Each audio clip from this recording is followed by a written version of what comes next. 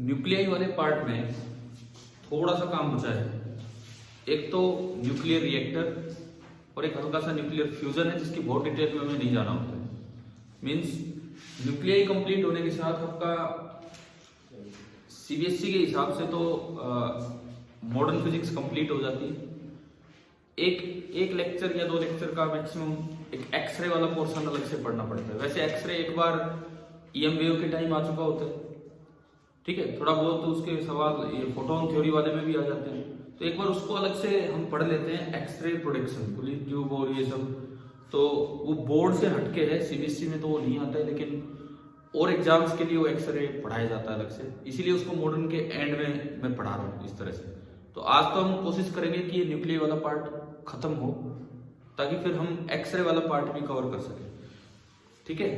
तो हम कल जो हमने पढ़ा था वो था न्यूक्लियर फ्यूजन, और एक्चुअली जो रिएक्टर हमें पढ़ना होता है वो फ्यूजन रिएक्टर ही पढ़ना होता है। फ्यूजन रिएक्टर हम नहीं पढ़ते हैं, उसको इतना आसान भी नहीं है उसको बनाना, क्यों नहीं है वो हम देखेंगे ये चीज, ठीक है।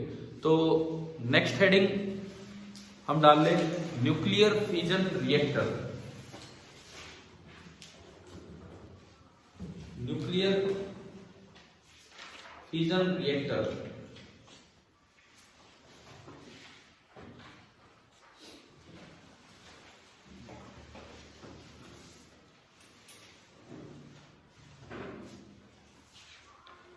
असल में इसका प्रिंसिपल क्या है।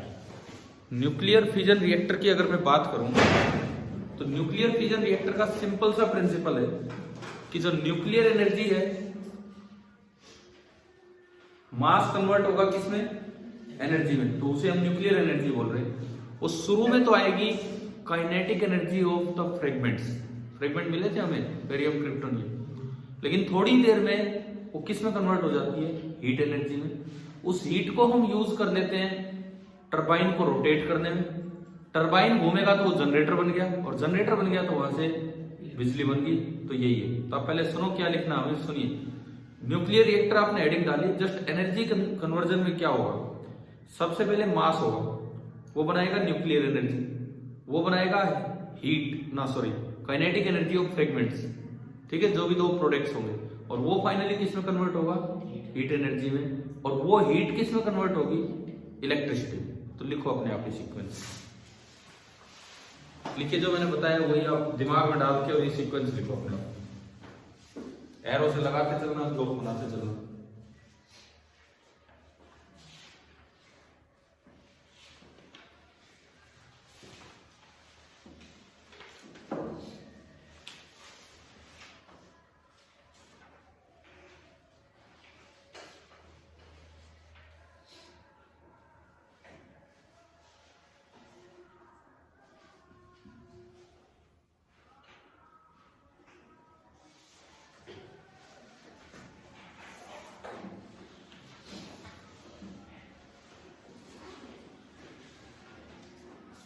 बना लिया सीक्वेंस। एक बार मैं फिर बोल देता हूं क्या होना था। सबसे पहले mass will be converted into nuclear energy, उस न्यूक्लियर एनर्जी से काइनेटिक एनर्जी मिलेगी, जो भी प्रोडक्ट न्यूक्लियर है उनके, वो हीट में कन्वर्ट होगा थोड़ी देर में, और वो हीट थ्रू टरबाइन हम किस में रोटेट मतलब किस में कन्वर्ट कर देते हैं, इलेक्ट्रिसिटी में। तो ये आपका कन्वर्जन होता है कि न्यूक्लियर रिएक्टर के अंदर क्या कुछ चलना होता है, वो है। अब देखो, अगर हम इसका थोड़ा अरेंजमेंट बनाने की कोशिश करें तो इसके अंदर जो सबसे मेन वो है न्यूक्लियर चैम्बर। ये न्यूक्लियर चैम्बर होता है जिसके अंदर न्यूक्लियर फ्यूजन रिएक्शन होगी, और इसकी दीवार की थिकनेस ही बहुत ज्यादा होती है।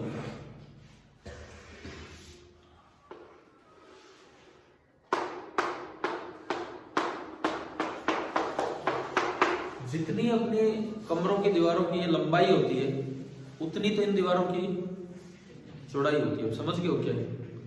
जितनी अपने कमरे की दीवारों की लंबाई होती है, उतनी तो इनकी चौड़ाई होती है। तो आप समझिए कि कितनी चौड़ी दीवारें बना रखी होती है। कुछ नहीं है, ईंट भाटे की दीवार है, मतलब सिंपल वही, ठीक है, जैसे अपनी दीवार होती है।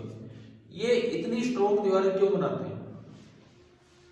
क्योंकि जो फाइनल प्रोडक्ट बनते हैं वो रेडिएक्टिव होते हैं, बीटा पार्टिकल वो एमिट करते हैं, तो वो हमें नुकसान पहुंचा सकते हैं। तो उनसे बचने के लिए बहुत ही सेफली इन चीजों को बनाया जाता है, ठीक है। ये जो है आपका दिस इज न्यूक्लियर चैम्बर। ये जो है दिस इज न्यूक्लियर चैम्बर। इसके अंदर फ्यूल यूज किया जाता है। हम फ्यूल कंट्रोल चेन रिएक्शन के लिए 235 यूज करते हैं, 238, 235। तो इसके अंदर कुछ फ्यूल रोड्स होती हैं।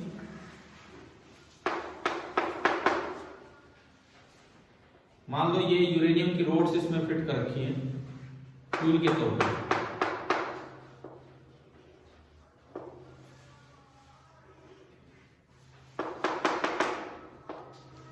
जिनका फ्यूजन रिएक्शन हो रहा है, ये है न्यूक्लियर फ्यूल। ये जो मैं दिखा रहा हूं दिस इज न्यूक्लियर फ्यूल। अच्छा, जो हम करवाना चाह रहे हैं चेन रिएक्शन इन यूरेनियम 235, तो उसके लिए मुझे स्लो करना होगा न्यूट्रॉन्स को। कल पढ़ा था हमने। तो उनको स्लो करने के लिए यहां भर दिया जाता है वाटर या ग्रेफाइट या कुछ भी, मतलब जिसको क्या नाम दिया था हमने, ये जो मैं बना रहा हूं हमने इसको नाम दिया था कल मॉडरेटर। ये आपका है मॉडरेटर। इसके बाहर यहां पे जस्ट बाहर इससे ये एक और चैम्बर बनाया जाएगा इस तरह से, और इसके जस्ट बाहर घूम रहा होता है एक लिक्विड, कूलेंट बोल देते हैं उसे। ये जो इलाका है ये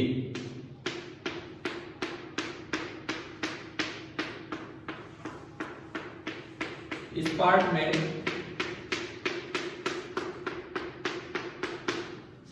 यहां पे ये जो है इसको मैं कहूं तो दिस इज कॉल्ड कूलेंट।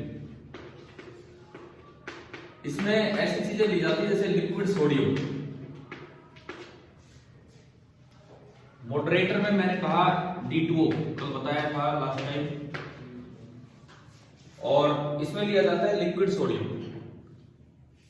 ये मेन चीज है जहां पे मतलब जहां पे एनर्जी जनरेट होती है, जहां पे मास कन्वर्ट होगा एनर्जी में। इससे आगे तो सिंपल जनरेटर वाला काम है। इससे आगे क्या होता है कि कूलेंट को बाहर निकाला जाएगा। कूलेंट गर्म होगा, इसको बाहर निकाला जाएगा। देखिए ये कूलेंट गर्म होगा। गर्म क्यों होगा ये कूलेंट? हीट इससे जनरेट होगी, वही काइनेटिक एनर्जी धीरे धीरे हीट में कन्वर्ट होगी। कूलेंट को सर्कुलेट, अब ये जो जा रहा है ना ये है गर्मा गर्म कूलेंट। अगर नाम तो कूलेंट है और वैसे बहुत गर्म है, ठीक है। तो ये तो मेन चैम्बर है। आगे वही काम होगा जो कि एक रिएक्टर एक जनरेटर में होता है। जनरेटर में क्या करना होता है? एक टरबाइन को घुमाना होता है, आर्मेचर कॉइल को घुमाना होता है। तो यही डायग्राम मेन चीज ये है, लेकिन आगे भी हम बना रहे हैं कि भाई इसमें क्या कुछ है क्या नहीं।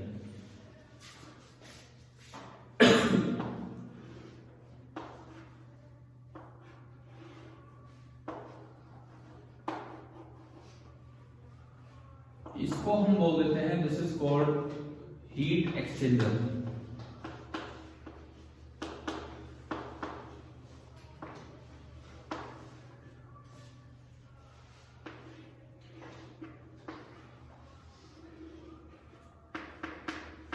ये हीट एक्सचेंजर है जिसमें वैसे तो पानी भरा होता है, लेकिन इस कूलेंट को घुमाया जाएगा उसमें से।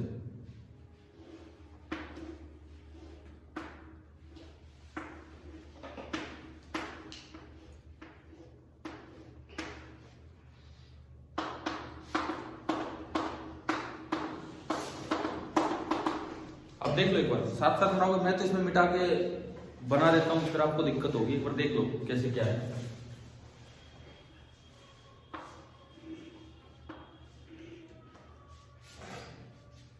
ये यहां पे कूलेंट को वापस पहुंचाया जाता है।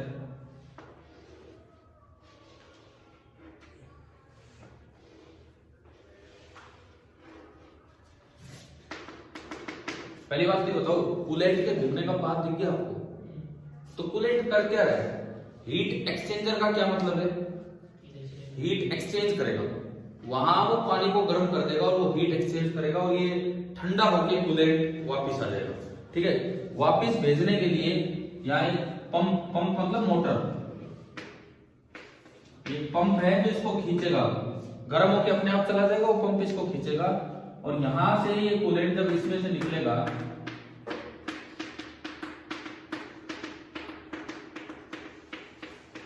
ये जब कूलेंट इसमें से निकलेगा तो ये तो गर्म कूलेंट जा रहा है और ये कैसा आ रहा है? ठंडा कूलेंट आ रहा है। परंतु न्यूक्लियर एनर्जी इतनी ज्यादा होती है कि जब ये गर्म होता है तो वाटर को तुरंत स्टीम में कन्वर्ट कर देता है। यहाँ पे वाटर था और कुछ नहीं है, हीट एक्सचेंजर में पानी भरा हुआ है, ये जो है ये आपका वाटर है,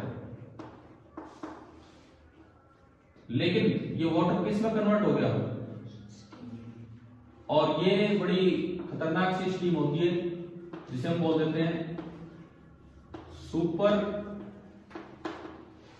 हीटेड स्टीम। ये आपकी होती है सुपर हीटेड स्टीम। ये जो वाटर है ये स्टीम में कन्वर्ट हो गया and this is known as super heated steam. Steam का काम क्या होता है? किसी भी जनरेटर में आप चले जाओ, स्टीम का क्या काम है? टरबाइन को रोटेट करना। तो आप इसको आगे ऐसे बना सकते हो कि यहां मैंने जैसे कोई टरबाइन दिखाई, टरबाइन दिखाने का और कोई तरीका नहीं, आप क्रॉस लगा दो, लिख दो अलग से कि भाई ये टरबाइन है। ठीक है, टरबाइन फाइनली अटैच होती है किसके साथ? टरबाइन घूमने का मतलब है जनरेटर की आर्मेचर कॉइल घूमेगी, ये जनरेटर के साथ अटैच है। ठीक है, जनरेटर के साथ अटैच है, इसका मतलब ये बिजली बनाने का काम कर रही है, यहाँ पे इस तरह का काम है। ठीक है, अच्छा अब जब ये स्टीम की एनर्जी यूज होगी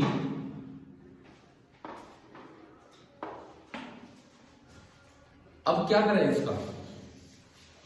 हीट एक्सचेंजर में दोबारा सप्लाई देनी पड़ेगी कि नहीं? हीट एक्सचेंजर में दोबारा सप्लाई आपको देनी पड़ेगी। तो यहां पे बीच में यूज किया जाता है जिसको हम बोलते हैं कंडेंसर। कंडेंस करना मतलब क्या? कि ये जो यूज स्टीम है इसको वापस किस में कन्वर्ट कर दें? पानी। ये थी सुपर हीटेड स्टीम।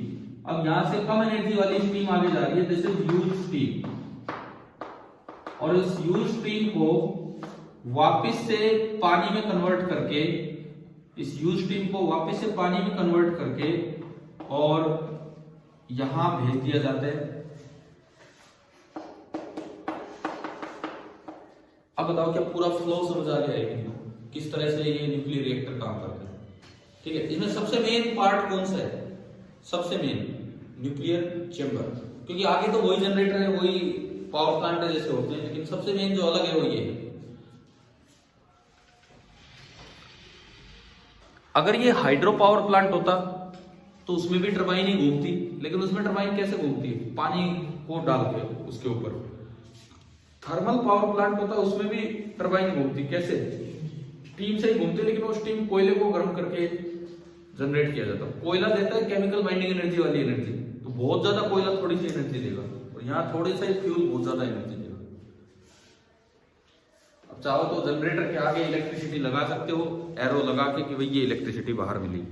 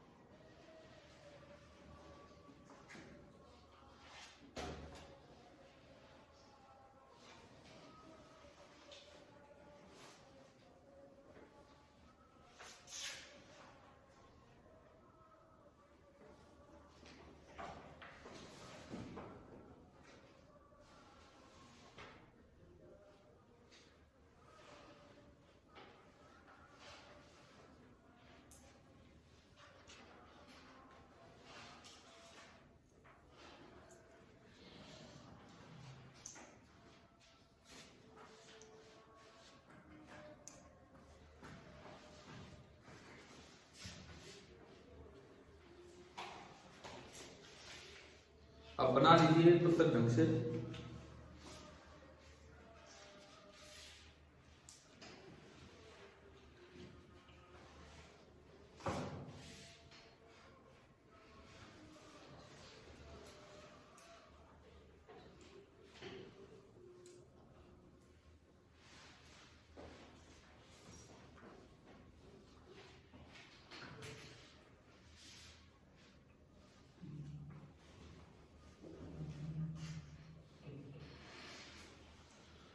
इसमें अभी मैं इसको जैसे एक एक पॉइंट एक्सप्लेन करेंगे तो उसमें एक चीज जरूर पड़ेगी हमें, कंट्रोल रोड्स।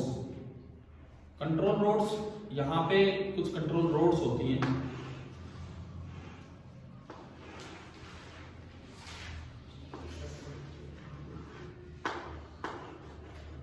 आप ये लिख सकते हो इस डायग्राम के साथ,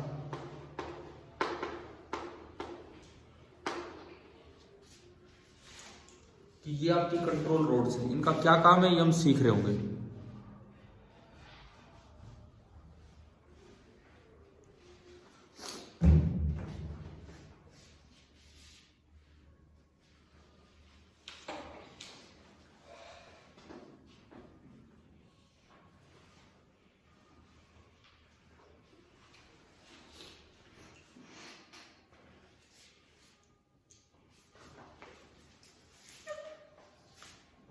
अब इसको थोड़ा एक्सप्लेन करते हैं। डायग्राम आप बना लेना, बन जाएगा ये।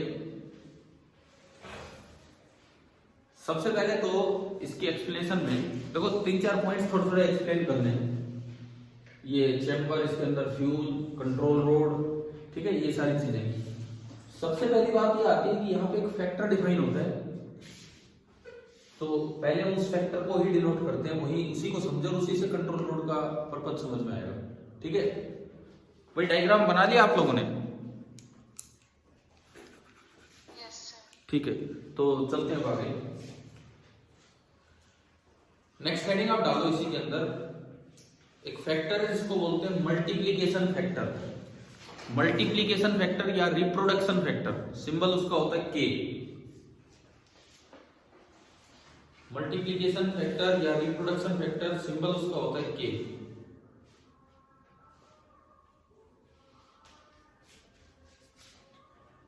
के क्या होता है?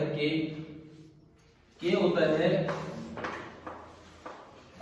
देखो सेकेंडरी न्यूट्रॉन्स हमने कल पढ़ा था कि प्रोड्यूस हो रहे। एक रिएक्शन से लगभग कितने होते हैं? एवरेज 2.5 थे, है ना, लेकिन कभी 3 हो रहे, कभी 2, कभी 4। तो वो प्रोड्यूस भी हो रहे हैं, साथ में वो थोड़े बहुत नष्ट भी हो जाते हैं। 238 में चेन रिएक्शन नहीं हो रही थी, या फिर हमने अलग से लिखा था कि चेन रिएक्शन ना होने का ये भी एक कारण है कि लॉस ऑफ सेकेंडरी न्यूट्रॉन लिखे थे ना, तो लॉसेज क्या है क्या नहीं। हाँ, तो के रिप्रोडक्शन फैक्टर मतलब किस रेट से तो न्यूट्रॉन प्रोड्यूस हो रहे हैं, डिवाइड बाई किस रेट से न्यूट्रॉन इधर उधर नष्ट हो जा रहे हैं। तो यानी कि अगर आप के लिखें तो क्या होगा, ऊपर तो लिख देंगे rate of production of neutrons और नीचे लिखेंगे rate of loss of neutrons. ये आप के बना लो। के जो है ऊपर तो होगा rate of production of neutrons and नीचे होगा rate of loss of neutrons.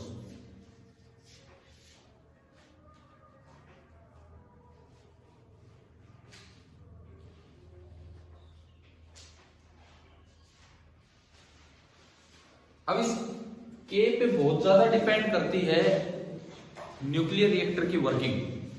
के फैक्टर पे बहुत ज्यादा डिपेंड करती है न्यूक्लियर रिएक्टर की वर्किंग। के 3 केस हो सकते हैं, या तो के इक्वल टू 1 होगा, या लेस देन 1 होगा, या फिर ग्रेटर देन 1। इस के को कंट्रोल करवाने वाली ये कंट्रोल रोड्स है, के कितना रखना है, ठीक है, इसीलिए कंट्रोल रोड्स होती है। ये एब्जॉर्ब कर लेती है न्यूट्रॉन को, तो आप कितना इंसर्ट करते हो उस पर डिपेंड कर रहा है कि भाई कितना आपको के की वैल्यू रखनी है। या 3 बातें के के बारे में हम याद रखेंगे। के में ऊपर क्या आ रहा है? प्रोडक्शन, और नीचे क्या आ रहा है? लॉस। अगर के इक्वल टू 1 कर दिया तो जिस रेट से प्रोड्यूस हो रहे हैं लगभग उसी रेट से लॉस भी हो रहे हैं, तो एक स्टेडी चेन रिएक्शन वहां पे मेंटेन हो जाती है, जो कि न्यूक्लियर रिएक्टर की मेन रिक्वायरमेंट है। अगर आपको पावर प्रोडक्शन रोकना हो तो के को लेस देन 1 कर दो। लेस देन 1 मतलब प्रोड्यूस कम हो रहे हैं और उससे ज्यादा लॉस होने लग गया तो रुक जाएगी रिएक्शन। लेकिन अगर K ग्रेटर देन 1 हो गया ना, अगर K ग्रेटर देन 1 हो गया, इन तीन बातों को नाम दिया जाता है क्रिटिकल।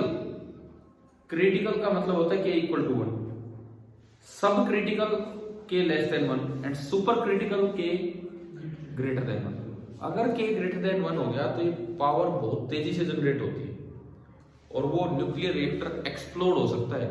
एक बार 1986 में बहुत बड़ी दुर्घटना हो गई थी ऐसी न्यूक्लियर रिएक्टर के एक्सप्लोजन की। आपके CBSE एग्जाम में 2 या 3 या 4 साल पहले, शायद 4 साल पहले यही सवाल आ गया था कि 1986 में एक ऐसी दुर्घटना हुई थी। उन्होंने नाम नहीं दिया न्यूक्लियर रिएक्टर का शायद, और फिर वो अंदाजा पूछ रहे थे कि क्या है क्या नहीं।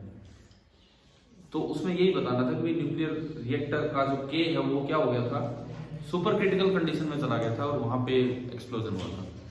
तो मैं लिखवा दूं ये K के बारे में 3 कंडीशन, ठीक है। यहां पे लिखो पहली बात, नंबर 1, इफ K बराबर 1, if K बराबर 1 then the reactor is critical, reactor is critical and steady power generation takes place. Reactor is critical and steady power generation takes place. दूसरी बात, if K less than 1, if K is less than 1,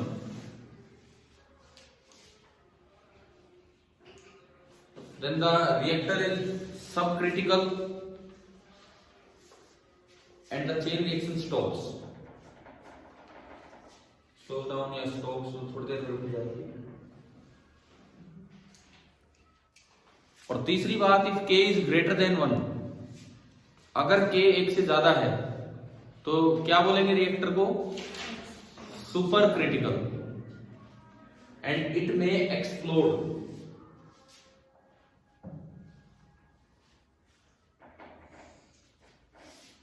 और एक line लिख लो, एक historical सी line है जो मैंने अभी बताया, एक बार बोर्ड एग्जाम में पूछी भी जा चुकी है 4 साल पहले। देखो, सच अ न्यूक्लियर एक्सीडेंट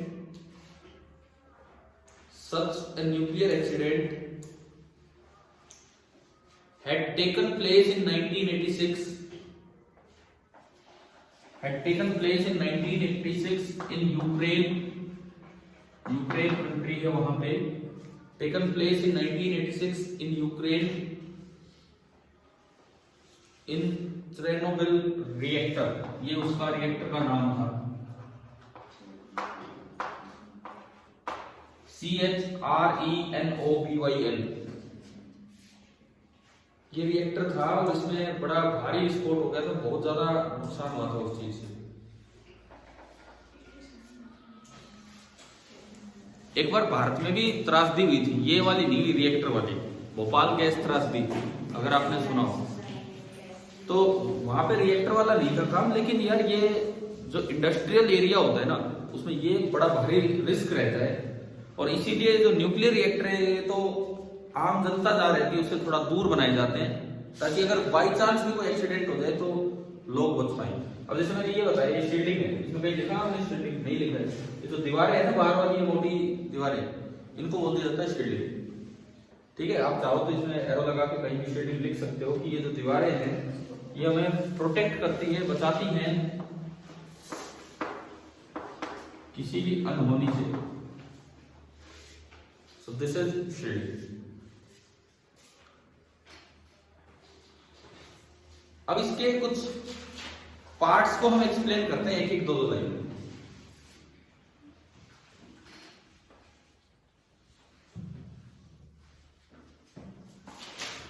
तो एक हेडिंग ये डाल देंगे, पार्ट्स ऑफ रिएक्टर।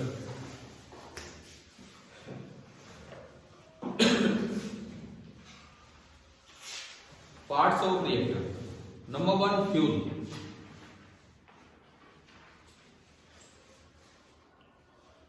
फ्यूल के रूप में मेनली 2 चीजें यूज की जाती है चेन रिएक्शन के लिए, या तो uranium 235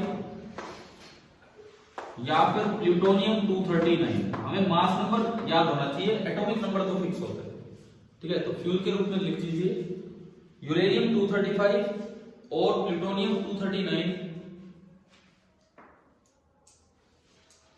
are used as fuel.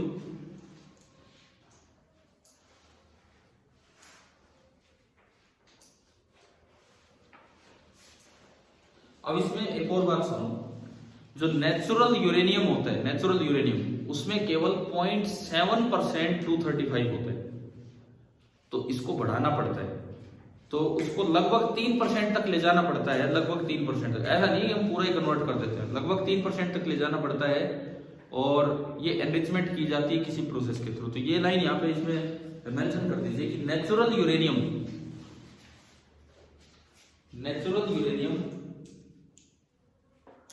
contains 0.7% of U-235।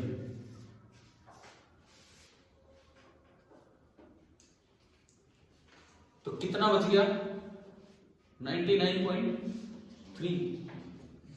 तो 99.3% U-238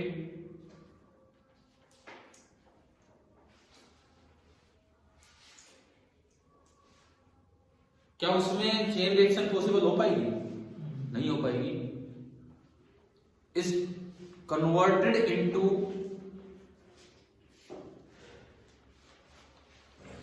U-235 and the concentration increases from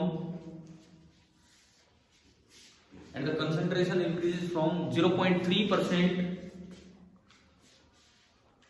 to 7%, 0.7% to 3% in enriched uranium। Enriched uranium में इसकी कंसेंट्रेशन कितनी हो जाती है? अगली चीज, फ्यूल के बाद आता है मॉडरेटर, सेकंड पार्ट, ये जो बीच में पानी की तरह भरा हुआ है T2O, ये सब। Next is moderator. मॉडरेटर का काम क्या होता है? Slow down. न्यूट्रॉन जो पहले तेज स्पीड से आ रहे थे उनको कम करना। लिख लो एक तो ये भी बात। It reduces the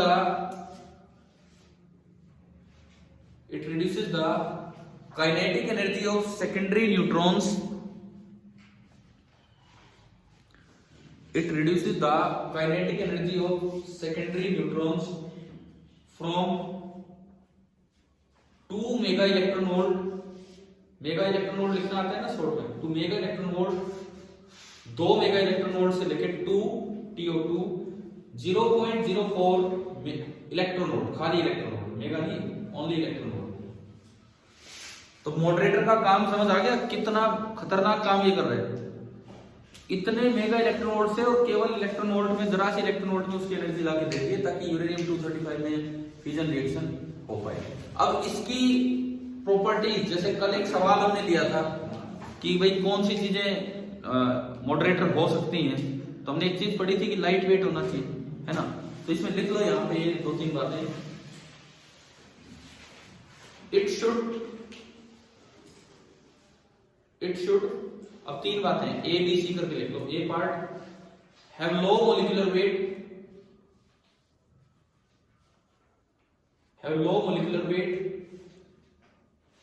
B part not absorb neutrons, and C part undergo elastic collision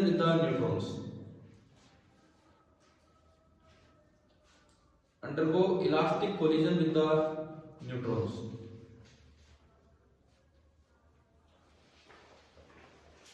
तीन बातों का ध्यान रखें। एक तो लो मोलिकुलर वेट हो, एक ही अब्जॉर्ब ना कर ले, कभी ऐसी चीज ना हो न्यूट्रॉन आए उसी को ही अब्जॉर्ब कर ले, ठीक है।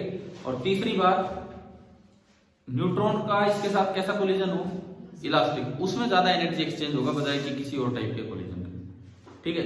अब भारत का जो अप्सरा रिएक्टर है उसमें वाटर यूज होता है, सिंपल वाटर यूज होता है एज ए मॉडरेटर। कल जिक्र किया था ना हमने उस रिएक्टर का, ठीक है।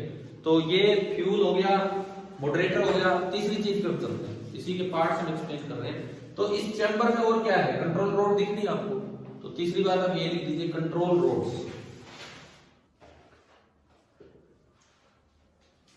ये बनी होती है ऐसे मटेरियल की जो न्यूट्रॉन को एब्जॉर्ब करे, जैसा कि कैडमियम और बोरोन। ये इस तरह के, ग्रेफाइट नहीं, ग्रेफाइट तो मॉडरेटर होता है, वो तो एब्जॉर्ब नहीं करेगा। यूं इसके आगे लिख दो, these are made up of cadmium और boron, these are made up of cadmium or boron which absorb the neutrons.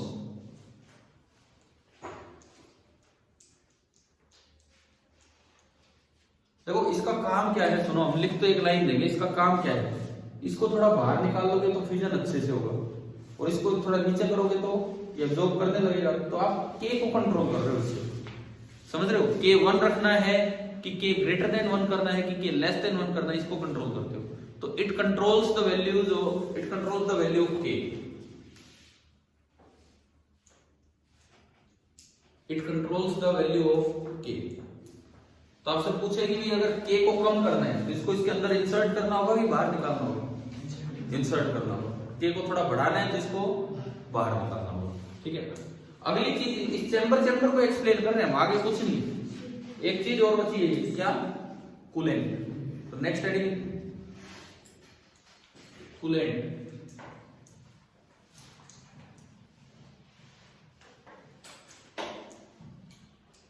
देखो कूलेंट के तौर पे कुछ भी हो सकता है, मैंने कहा लिक्विड सोडियम, CO2 भी हो सकता है, वाटर भी हो सकता है, आइस भी हो सकती है, कुछ भी दिया जा सकता है यहाँ पे। इसका काम क्या है, एनर्जी को यहां से वहां तक पहुंचाना। लिख लीजिए कूलेंट में, the energy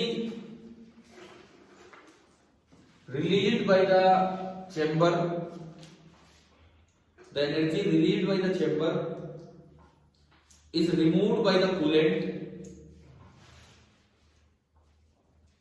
in the form of heat, is removed by the coolant in the form of heat,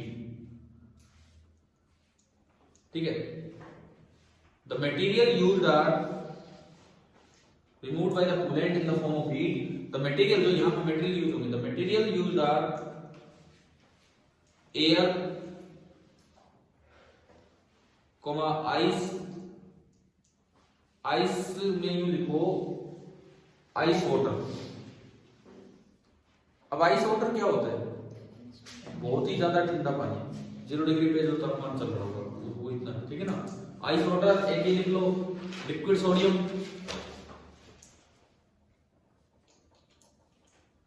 CO2 etcetera. और आखिरी चीज, ये बार मैं केवल चैम्बर को एक्सप्लेन करवा रहा हूं, ये क्या है, शील्डिंग वॉल। आखिरी चीज इसमें एक्सप्लेन कीजिए, shielding wall, WALL।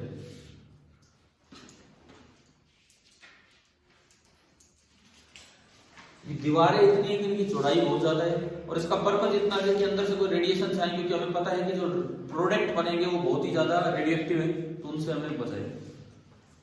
To protect us from the rays, to protect us from the rays,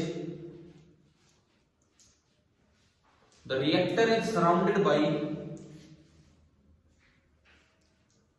the reactor is surrounded by 7 to 8 feet, 7 से 8 फीट, 7 to 8 फीट FT लगा देना, थिक, 7 to 8 फीट थिक, मतलब इतनी चौड़ाई की concrete walls, जो simple wall होती हैं वो, थिक कंक्रीट वॉल।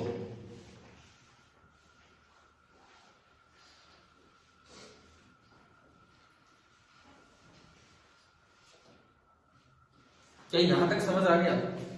अब एक और चीज है वो हमें लिखनी नहीं है, इसमें दिखाते नहीं है। एक और भी रोड्स होती है, सेफ्टी रोड्स, कि बाई चांस एक काबू में नहीं आ रहा ना, वो पता लगे कि देखो इमरजेंसी सिचुएशन के लिए कुछ ना कुछ एक्स्ट्रा प्रबंध तो कर ही रखा होता है। तो सेफ्टी रोड्स होती है कि कभी एक्सप्लोजन ना हो जाए, तो उसके लिए लिखने की जरूरत नहीं, इतना बहुत है। वैसे मैं आपको जानकारी दे रहा हूँ कि एक सेफ्टी रोड्स और होती हैं जो कंट्रोल रोड से भी अगर काबू में ना आए तो वो एक्टिव कर दी जाती है कि भाई क्या पता बच जाए इस विस्फोट से। लेकिन अगर ये विस्फोट हो गया तो ये इतने खतरनाक है कि वहां जिनको नुकसान होगा, जो बच गए उनको भी बड़ा भारी नुकसान हो जाता है। और हमने कहा था कि उनकी अगली जनरेशन तक इसका असर आता रहता है। तो इस तरह का ये रिएक्टर वाला काम है। तो अभी बताओ क्या ये रिएक्टर समझ आ गया कैसे काम करेगा? ठीक है, अब मैंने कहा बोर्ड एग्जाम में 4 साल पहले, जहां तक मुझे याद आ रहा है 3 या 4 ही हो गए होंगे, और यूक्रेन वाली घटना पे सवाल आ गया था। अब क्लियर नहीं दे रखा कि क्या है, किस चैप्टर से ये क्वेश्चन है, बच्चों को अपने आप आइडिया लगाना था कि ये क्या हुआ था वहां पे। बायो में भी आ चुका है, तो बायो में कहां पे, वो बायो में हो सकता है या कुछ बायोलॉजिकल इफेक्ट बता रहे हो कि इनका।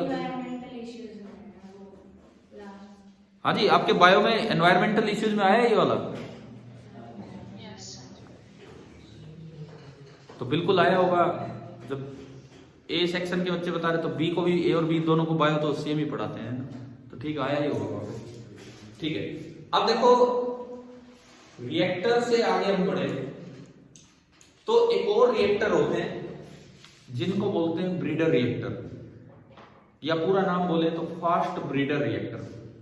ब्रीडर मतलब, ब्रीड मतलब वो हमें एनर्जी दे ना दे, वो हमें फ्यूल दे रहा है इन रिएक्टर्स के लिए। इन रिएक्टर्स को फ्यूल देने का जो काम करता है उसे क्या बोलते हैं हम, ब्रीडर रिएक्टर, और पूरा नाम उसका होता है फास्ट ब्रीडर रिएक्टर। तो आप नेक्स्ट हेडिंग डालें। चलो उससे पहले एक और चीज इसमें जो ये वेस्ट प्रोडक्ट है ये हाईली रेडिएक्टिव है, तो ये सबसे बड़ी समस्या है इन रिएक्टर्स की। ठीक है, तो लास्ट में यू लिख दो ड्रॉबैक। इसका ड्रॉबैक क्या है वो आप लिख दीजिए। The nuclear waste produced by these reactors is highly radioactive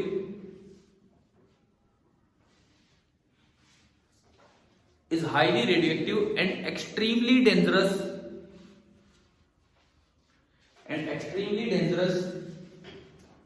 for all forms of life.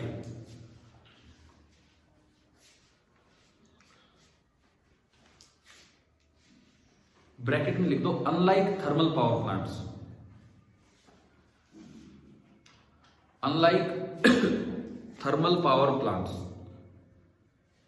यार थर्मल पावर प्लांट में तो केमिकल वेस्ट आता है, उसको आराम से आप कहीं नहीं डिकम्पोज कर सकते हो, लेकिन इसमें तो बड़ा भारी रिस्क है।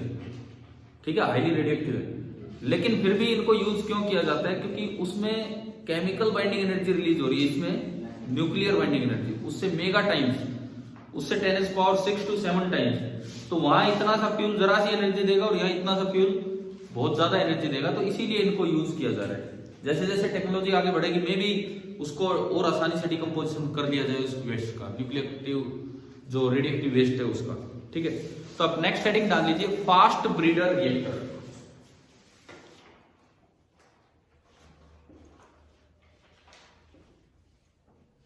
Fast breeder reactor,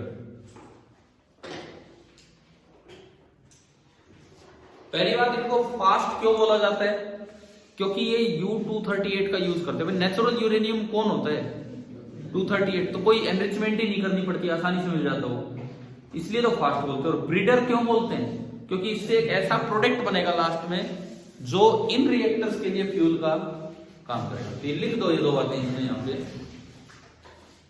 they are called fast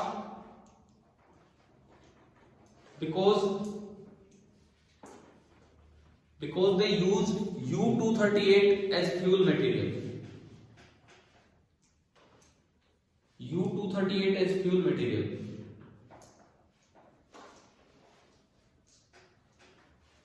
And they produced ये वाला plutonium-239, Pu-239. They produced Pu-239, which is again a fresh nuclear fuel,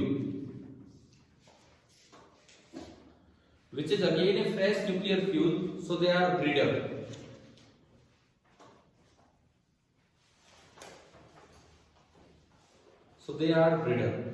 तो ये देखो एनर्जी भी देंगे और वेस्ट प्रोडक्ट भी नहीं देंगे, तो इनको क्या बोलते हैं, फास्ट ब्रीडर रिएक्टर। एक रिएक्शन आप याद रखेंगे। अब सुनो, मैं आपसे बनवाता हूं रिएक्शन। यूरेनियम 92-238 पे एक न्यूट्रॉन, फास्ट न्यूट्रॉन की बम्बार्डमेंट करके पहले बनाओ कंपाउंड न्यूक्लियस जो बनाते थे, करो N01 बनाओ, अपने आप रिएक्शन लिखो, N01 प्लस U92 238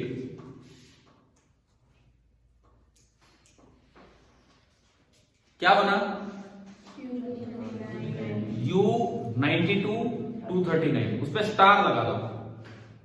स्टार का क्या मतलब है, अनस्टेबल है। अब इसमें एक बीटा नेगेटिव एरो लगा के आगे बढ़ाते जाओ, इसमें एक बीटा नेगेटिव डिके करो। और जैसे एक दिन सुनो, एक बार सुनो, पहले आपने एक दिन रेडियोएक्टिव सीरीज बनाई थी, जो चलते रहे, तो आप और एक्स्ट्रा प्रोडक्ट्स को ना दिखाएं, बस जो एक प्रोडक्ट है उसको दिखाते चले। यूं तो बीटा नेगेटिव डिके में इलेक्ट्रॉन भी निकलेगा, एंटी न्यूट्रिनो भी निकलेगा, वो नहीं दिखाना। बीटा नेगेटिव डिके के अकॉर्डिंग नंबर लिखो, नीचे क्या ऊपर क्या, नीचे कितना हो गया 93 और ऊपर 239। किसका होता है 93, उस दिन सीरीज बनाई जब देखा भी होगा आपने, नेप्ट्यूनियम NP, capital N small p। और ये जो बीटा नेगेटिव डिके होता है, जहां आपने लिखा होगा, मैं बोर्ड पे नहीं लिख रहा, बनाओ अपने आप, उसके ब्रैकेट में जहां बीटा नेगेटिव का एरो लगाया उसके नीचे लिख दो कैपिटल T बराबर 23.5 डेज। कैपिटल T हाफ, मतलब वो हाफ लाइफ जो है उसकी 23.5 minute, day sorry minute, 23.5 minute. इससे आगे जो होगा उसमें डेज में आएगा। देखो यहां तक आपने क्या किया है, सबसे पहले एक न्यूट्रॉन की बम्बार्डमेंट की, उसके साथ लिखा है फास्ट न्यूट्रॉन, फास्ट नीचे वर्ड, स्लो या फास्ट में से फास्ट। यूरेनियम 92 238 के साथ वो आया, कंपाउंड न्यूक्लियस बनाया, उसमें एक बीटा डिके हो गया, बहुत जल्दी हुआ, उसकी हाफ लाइफ भी कितनी है, मिनट्स में 23 मिनट के आसपास, ठीक है। उसके बाद आप एक और बीटा नेगेटिव डिके कीजिए, एक और बीटा नेगेटिव डिके कीजिए, और उसके ब्रैकेट में नीचे उसकी हाफ लाइफ लिख दीजिए 2.35 डेज, 2.35 डेज। ये सीरीज बनाते चलना आगे। बताओ क्या बना, ये बन गया, ये कितना बनेगा 94 बनेगा ना, इसका नंबर है, यहां लिखा नहीं है लेकिन इसका नंबर होता है प्लूटोनियम का 94, और कितना बना ऊपर 239। क्या ये बन गया यहां तक? इसके बाद लेकिन और आगे चलो, आप एक अल्फा डिके करो, एक अल्फा डिके, लास्ट स्टेप है ये, एक अल्फा डिके। क्या बन गया, यूरेनियम 92 235 बना। हाँ भाई सभी का बताओ, यहां तक रिएक्शन पहुंच गई है क्या? अब देखो लास्ट दो स्टेप में क्या दोनों ही फ्यूल है कि नहीं हमारे लिए? ये जो पहला मिला था प्लूटोनियम, अगर यहां काम रुक जाए तो ये भी एक फ्यूल का काम करेगा, और अगर यहां काम रुक जाए तो भी एक फ्यूल का काम करेगा।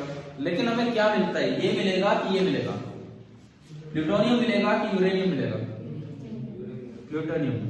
कितने साल जियोगे, कितने साल जियोगे? इसकी हाफ लाइफ लिख दो, जो आखिरी वाला है ना 2400 साल, T बराबर 2400 ईयर्स।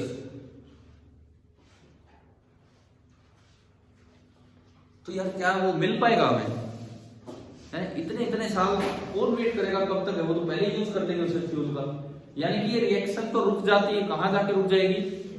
प्लूटोनियम पे। तो हमें फ्रेश फ्यूल प्लूटोनियम मिल जाएगा। अच्छा हाफ लाइफ है 2400 साल, तो हो सकता है थोड़ा बहुत कन्वर्ट हो भी जाए जल्दी। हाफ लाइफ का तो मतलब आधे कितने साल में कन्वर्ट होगी, तो अगर थोड़ा बहुत कन्वर्ट हो भी गया तो भी नुकसान नहीं है, क्योंकि वो फिर बन भी कौन सा रहा है, यूरेनियम 235। तो दोनों ही फ्यूल की तरह काम कर रहे हैं। तो इन रिएक्टर्स को हम बोलते हैं फास्ट ब्रीडर रिएक्टर। फास्ट क्यों बोला?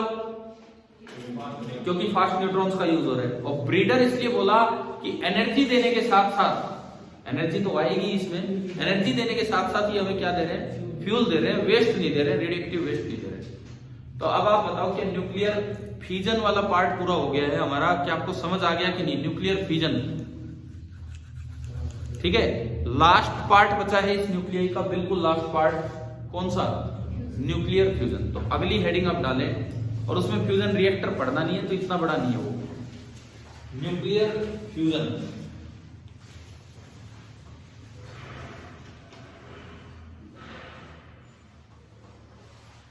फ्यूजन का मतलब हम पहले ही देख चुके हैं।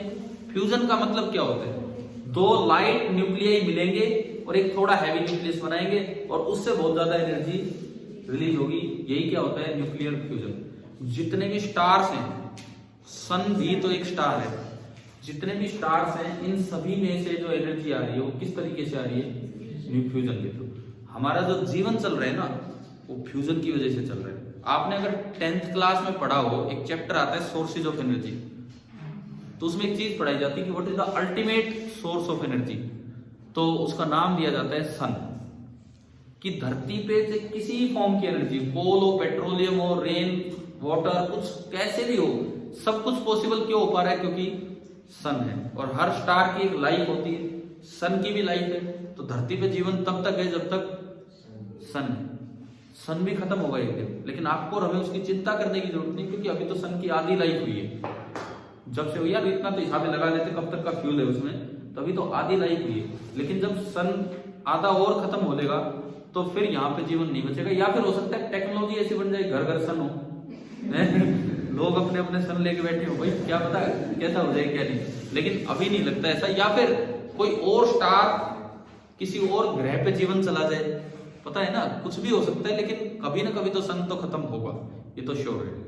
तो स्टार्टिंग लाइन ये लिख दो कि energy generated in the stars, energy generated in the stars is due to fusion reaction, is due to fusion reaction. For example, PP cycle, PP मतलब प्रोटॉन प्रोटॉन साइकिल होती है। For example PP cycle in sun, देखिए PP cycle क्या है भाई, ये diagram क्या बना लिया आप सभी ने, मैंने जानबूझ के नहीं हटाया है ताकि किसी का बच रहा हो तो डायग्राम तो बनाए। हाँ जी, आप लोग बना लिया क्या डायग्राम सभी ने? Yes sir. ठीक है, तो मैं मिटा रहा हूँ ये डायग्राम यहाँ से।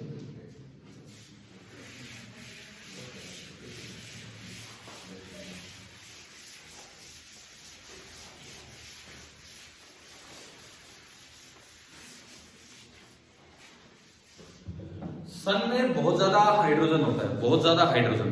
तो पीपी साइकिल कैसे स्टार्ट होती है, तो सबसे पहली लाइन तो ये लिखो, sun consists of a lot of hydrogen.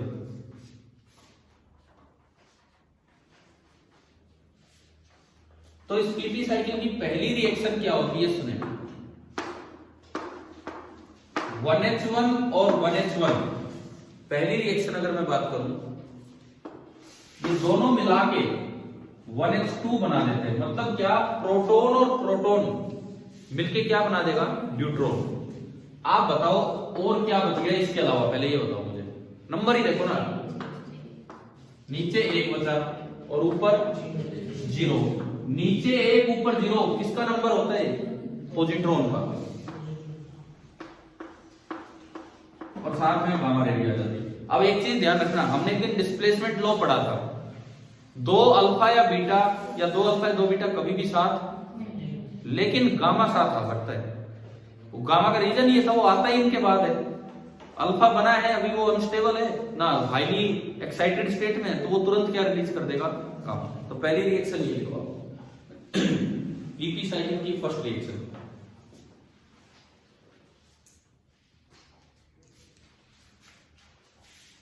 और पॉजिट्रॉन जब बनता है, पॉजिट्रॉन जब बनेगा, गामा तो चलो दिखाने की जरूरत ही नहीं होती। वैसे ये बताओ, पीछे आपको ध्यान हो, जब इलेक्ट्रॉन निकलता था तो क्या बाहर आता था, एंटी न्यूट्रिनो, और पॉजिट्रॉन निकलता है तो न्यूट्रिनो। तो सबसे जरूरी चीज वो तो है, गामा तो सिंपल रेडिएशन एनर्जी और कुछ नहीं है, तो न्यू दिखाना ज्यादा जरूरी है, न्यू, न्यूट्रिनो। अब इसका दूसरा स्टेप क्या होता है कि ये जो 1H2 बना, ये एक और 1H1 के साथ मिक्स होगा जो सन में है बहुत ज्यादा।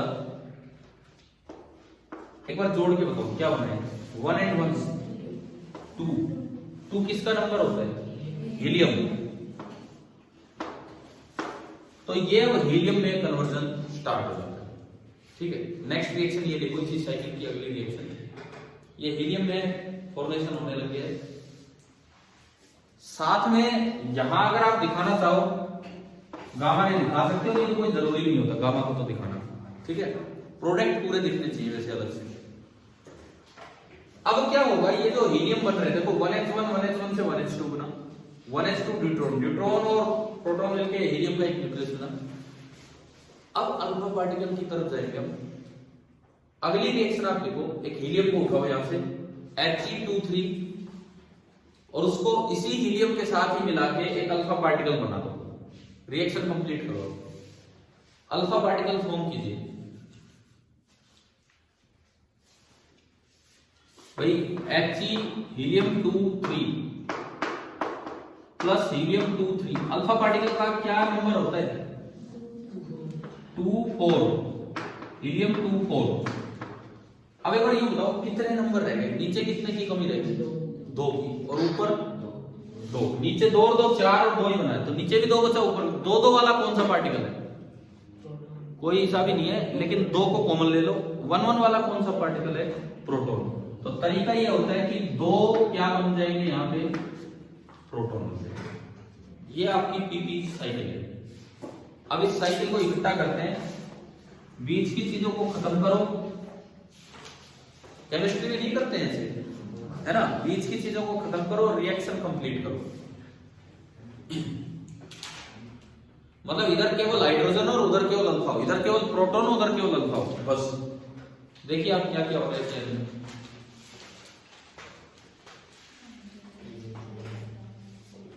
देखो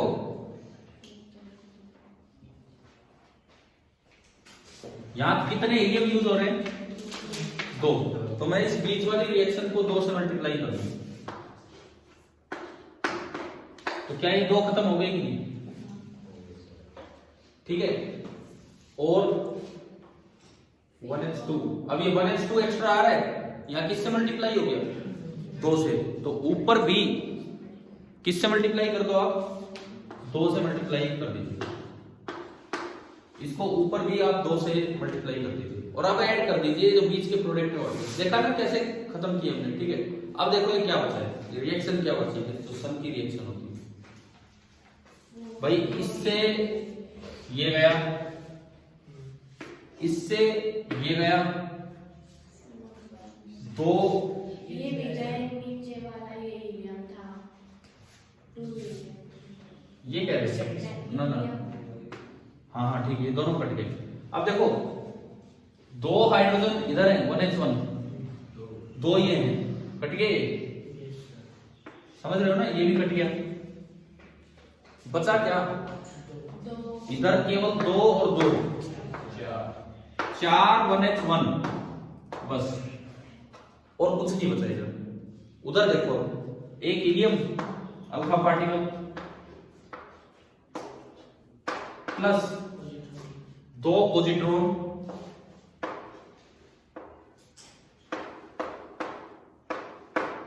प्लस वो neutrino, 2 neutrino, gamma photons, 2 gamma photons. ये आपकी सन की रिएक्शन है। बाकी सब जो बचे मेन चीज ये है कि 4H मिलके क्या बना रहे हैं? एक अल्फा पार्टिकल बनाते जा रहे हैं। तो ये कन्वर्जन रेट है वहां पे, रेट होता जा रहा है।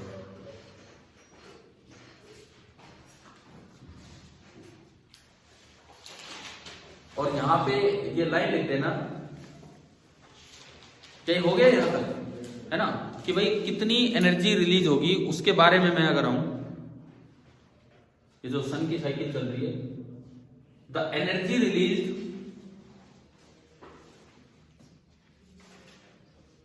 ये जो सन की साइकिल चल रही है इसमें the energy release through one such reaction, the energy release through one such reaction is nearly 26.7 mega electron volt, is nearly 26.7 mega electron volt, लगभग 26.7 मेगा इलेक्ट्रॉन वोल्ट एनर्जी यहां से रिलीज होगी। ठीक है। एक लाइन में सन की एज के बारे में बता देता हूं, लिख लो ये एज ऑफ सन, ऐसे लिख के ना, age of sun. Sun is giving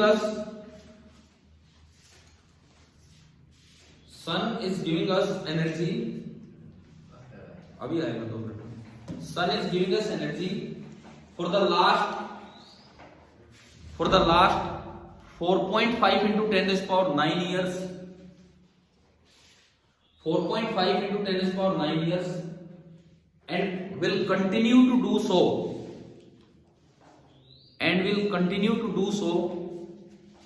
for the next 5 into 10 raised power 9 years, for the next 5 into 10 raised power 9 years। तो आधी भी उम्र नहीं हुई अभी, तो समझ गए हो ना, कोई चिंतित होने की जरूरत नहीं है, बहुत समय बचा हुआ है। अच्छा सुनो, फ्यूजन पे बेस्ड जो बॉम्ब बनाया गया उसको बोलते हैं हाइड्रोजन बॉम्ब, और फ्यूजन पे एटम बॉम्ब। अभी तो कल की क्लास में कंटिन्यू करेंगे इस काम को, ठीक है। ये जो फ्यूजन वाला काम है मींस थोड़ा ये, और कल हम न्यूक्लियाई की लास्ट क्लास ले रहे हैं। कल आपका न्यूक्लियाई बिल्कुल कंप्लीट हो जाएगा, ठीक है, न्यूक्लियाई वाला पार्ट बिल्कुल खत्म हो जाएगा कल। और अभी ठीक है, फिर आगे कंटिन्यू करते हैं।